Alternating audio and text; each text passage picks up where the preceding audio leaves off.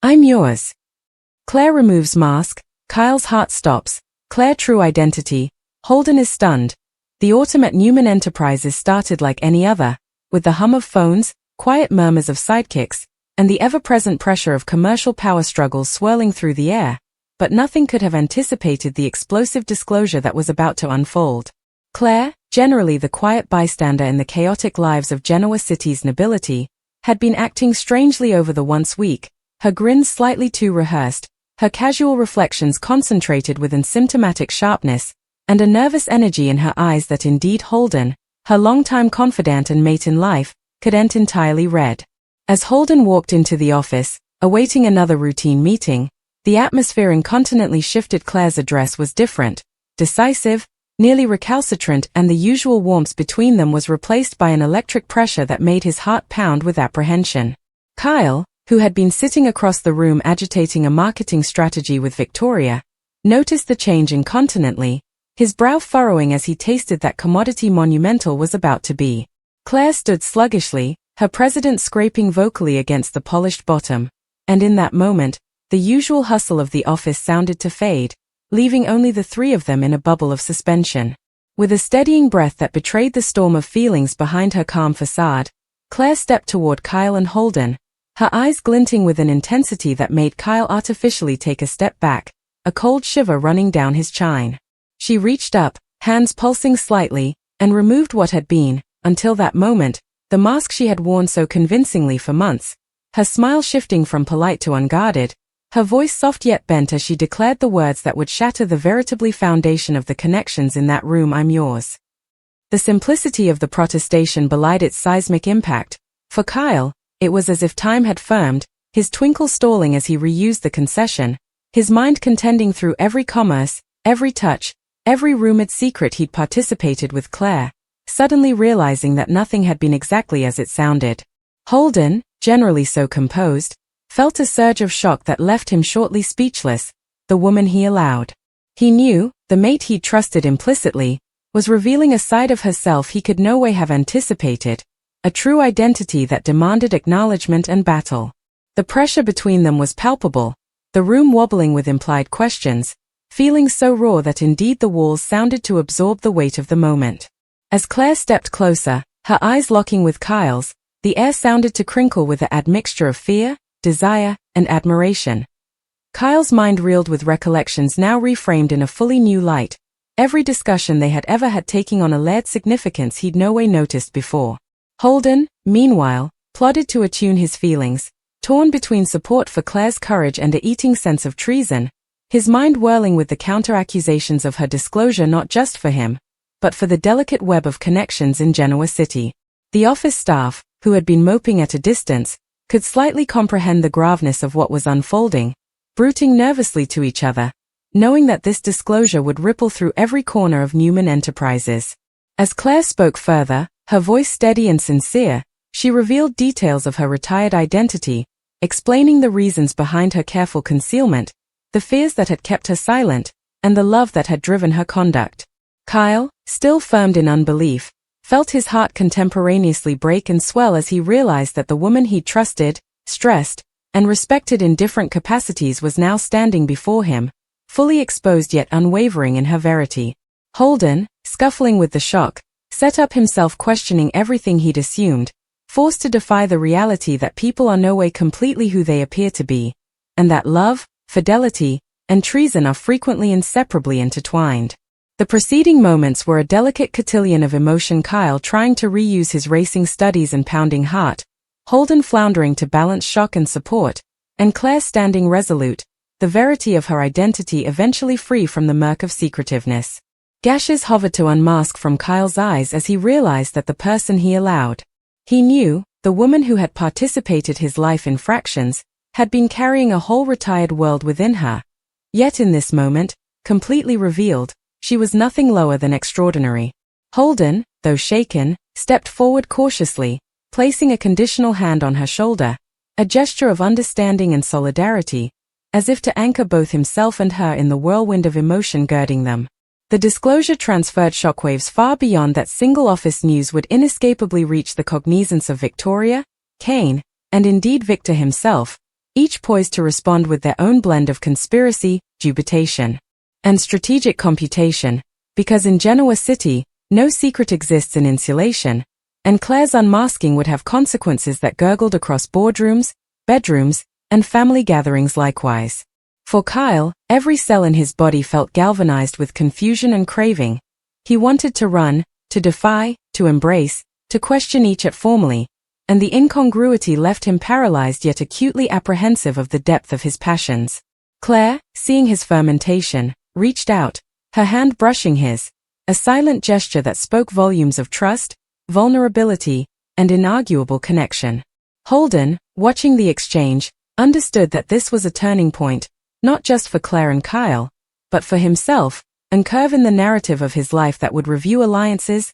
commitment, and the nature of verity in ways he couldn't yet completely prognosticate. The scene, though confined to a single office, reprised the substance of Y&R drama, secrets unveiled, hearts laid bare, and the grim pressure between particular desire and societal anticipation, between love and duty, between the masks we wear and the trueness we must ultimately defy. In the final moments, as Claire's words dallied in the air, simple yet profoundly disruptive, Kyle eventually exhaled, the pressure giving way to a fragile understanding, while Holden's aspect softened with an admixture of admiration and disbelief, admitting the courage it took to reveal oneself so fully. Outside the office, the megacity of Genoa continued its usual meter, unconscious to the emotional earthquake that had just passed, yet outside, 3 lives had shifted irrevocably, ever changed by the unmasking of a verity long hidden, and as the camera, or in the mind's eye, the followership, dallied on their integrated forms, the pledge of drama, battle, and passion hung heavy in the air, signaling that the story of love, treason, and toned disclosure in Genoa City was far from over, and that the consequences of Claire's disclosure would resonate for occurrences to come, each moment erecting toward ineluctable competitions, dolor, and maybe, redemption. The silence that followed Victoria ending the call with Victor was deafening, the kind of silence that screamed louder than any argument, because even her father's measured, calculated tone hadn't been able to soften the blow of what Cole's letter had set in motion. She remained seated, staring at the pages spread across her desk like crime scene evidence, each word burning itself into her memory as she replayed Cole's warnings again and again, realizing that this wasn't simply about corporate espionage or hidden identities. It was deeply personal, a betrayal that had wormed its way into her heart under the guise of trust, loyalty, and even affection, and as she rose slowly from her chair, pacing the length of the office with clenched fists, Victoria felt the walls closing in as fragments of the past suddenly rearranged themselves into a horrifyingly clear picture. Claire's hesitation whenever Victoria pressed for details about her background, Matt's uncanny ability to anticipate Newman's strategies before they were even finalized, the way conversations would subtly shift whenever Cole entered the room, as if he were an unpredictable variable they couldn't fully control.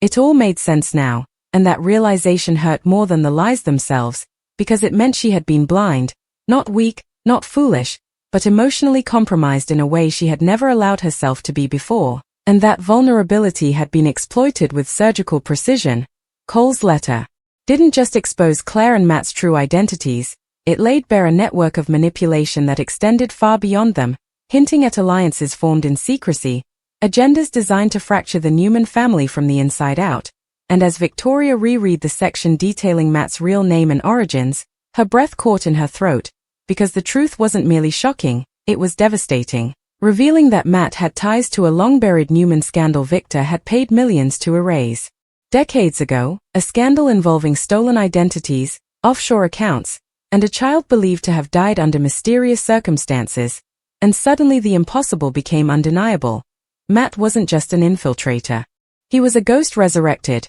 a living reminder of sins Victor had committed in the name of power and survival.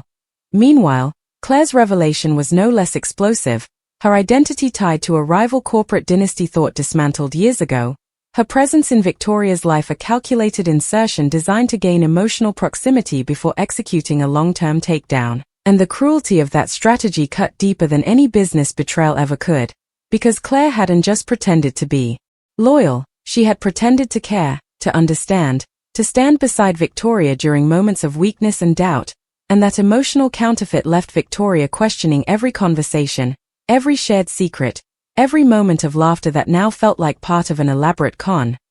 The weight of it all pressed down on her chest until breathing felt like a conscious effort, and she wondered, fleetingly, if this was how Nikki had felt during Victor's countless betrayals over the years, that dizzying mix of love, rage, disbelief, and grief colliding into something almost unbearable. Yet even as pain threatened to consume her, something colder and sharper began to take shape beneath it, a resolve hardened by decades of survival in a world where sentimentality was a liability and mercy often came at a steep cost. Victoria knew she couldn't confront Claire or Matt yet, not until she had confirmed every detail Cole had provided, so she summoned Michael Baldwin, trusting his discretion and legal mind, sliding the letter across the desk without a word, watching his expression shift from curiosity to concern to outright alarm as he read, and when he finally looked up at her, the gravity in his eyes confirmed what she already knew. This wasn't just personal, it was criminal, and the fallout would be catastrophic once the truth surfaced. As Michael outlined the potential legal ramifications, identity fraud, corporate sabotage, conspiracy, Victoria's mind drifted to Cole again, to the quiet urgency in his final words, the sense that he had known time was running out, that this letter was his last chance to protect her, and the realization struck her with brutal clarity that Cole's death was no accident, that his discovery of the truth had made him a liability to forces far more dangerous than she had imagined. The thought sent a chill down her spine, because if Claire and Matt were capable of orchestrating this level of deception, what lengths would they go to in order to protect themselves now that the walls were closing in, and suddenly every interaction felt dangerous, every smile potentially lethal? Determined not to be caught off guard again, Victoria authorized a discreet internal investigation, pulling financial records, security footage, and communication logs, and with each new discovery, Cole's narrative was reinforced rather than contradicted, the evidence forming a damning mosaic of deceit that left no room for doubt. Meanwhile, Claire and Matt continued their charade, unaware that their carefully constructed world was beginning to crumble, their confidence bolstered by Victoria's outward calm, mistaking her restraint for ignorance, and that miscalculation would prove to be their greatest mistake. As days passed, Victoria played her role flawlessly, engaging in meetings, exchanging pleasantries, even sharing a glass of wine with Claire one evening while internally cataloging every micro-expression, every pause, every carefully chosen word. The performance exhausting but necessary, because she knew that when the truth finally came out, it needed to be decisive, undeniable, and devastating. The emotional toll, however, was immense, and alone in her bedroom at night, Victoria found herself haunted by memories of Cole, of the life they might have had, of the future stolen not just by death but by deception, and grief washed over her in waves, leaving her feeling hollow and raw. Yet even in her darkest moments, she clung to the knowledge that Cole's final act had given her the upper hand, that his sacrifice would not be in vain. The turning point came when Michael confirmed the final piece of evidence, a hidden account linked directly to Matt, funded through shell corporations tied to Claire's real family, proving unequivocally that they were working together. And with that confirmation, Victoria knew the time for patience was over. She summoned them both to the Newman boardroom under the pretense of a strategic briefing, the room charged with tension as they entered, unaware that this would be the moment their carefully curated identities would be stripped away. As Victoria stood at the head of the table, Cole's letter folded neatly in her hand, her voice was steady, controlled, but laced with an authority that left no doubt she was in command, and when she began to read aloud, not accusations, but facts, names, dates, transactions, the color drained from Claire's face while Matt's composure fractured just enough to betray his fear, and in that moment, the truth detonated like a bomb, obliterating illusions, exposing lies, and leaving nothing but raw, undeniable reality in its wake.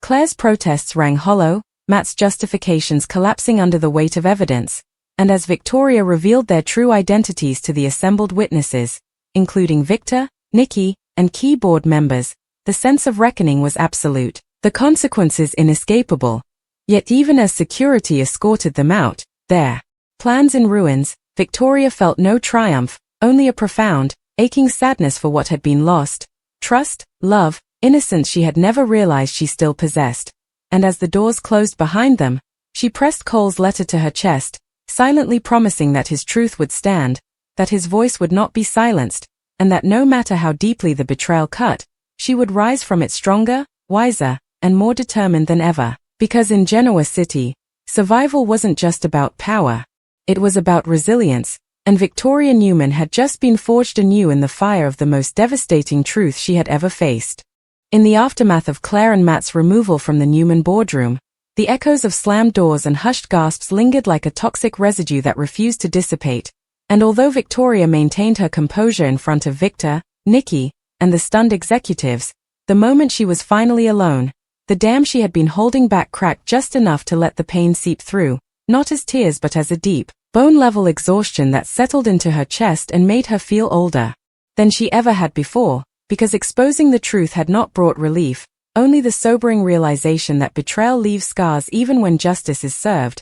Victor, ever the tactician, immediately shifted into damage control mode, barking orders, issuing directives, already planning how to contain the scandal before it metastasized into something that could threaten Newman Enterprises' stock price and public reputation. Yet even he couldn't entirely mask the flicker of unease in his eyes. Because Matt's identity being tied to a buried Newmanson meant this wasn't just an attack from outsiders, it was a reckoning from the past, one Victor himself had authored, and that knowledge gnawed at him as he sparred verbally with Victoria behind closed doors, insisting that some truths were better managed quietly, while Victoria, hardened by Cole's sacrifice, refused to let history be rewritten again in the shadows. Their confrontation was sharp, emotionally charged, a clash of philosophies. As much as personalities, with Victoria accusing Victor of creating the very monsters now haunting their family and Victor countering that survival had always required ruthless choices, a justification that rang increasingly hollow in the wake of Cole's death.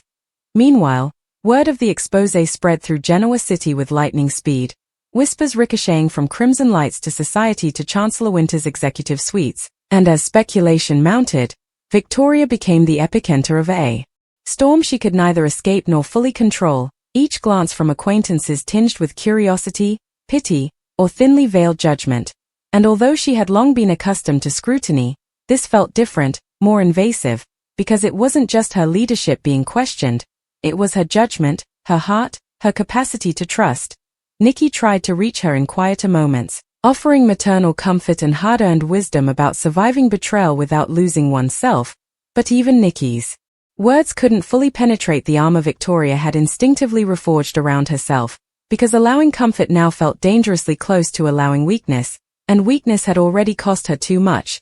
Late one night, unable to sleep, Victoria returned to her office and unfolded Cole's letter once more, rereading passages she now knew by heart, lingering on the lines where he apologized for not protecting her sooner, for underestimating how far Claire and Matt would go, and as she traced his handwriting with trembling fingers, grief finally broke through in earnest, silent tears slipping down her cheeks as she confronted the reality that Cole had died carrying a burden meant to shield her, and that knowledge both honored and haunted her.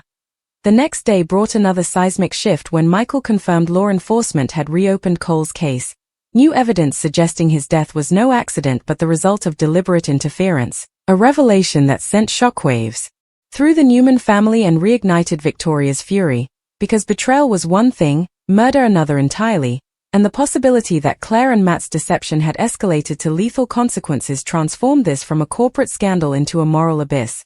Victor pushed back, warning that pursuing criminal charges would expose old wounds and dangerous truths, but Victoria stood her ground, declaring that silence had already cost them too much and that this family would not survive. Another buried corpse, literal or metaphorical. As investigators closed in, Claire and Matt, now separated and under surveillance, began turning on each other, their once unified front fracturing under pressure, with Claire insisting she had never intended harm and Matt revealing layers of resentment that suggested vengeance had always been part of his motivation, a twisted sense of justice fueled by a childhood shaped by abandonment and lies. And although Victoria refused to meet with either of them, she followed every development closely, needing to understand how deeply their deceit had been rooted in pain as well as ambition. The public unmasking of their true identities unleashed collateral damage across Genoa City, alliances destabilized, past enemies resurfaced, and old secrets long thought irrelevant were dragged into the light as opportunists sought to capitalize on human vulnerability, and amid the chaos, Victoria found herself unexpectedly isolated, admired for her Strength yet quietly avoided by those who feared proximity to the fallout. Even Billy, trying in his own clumsy way.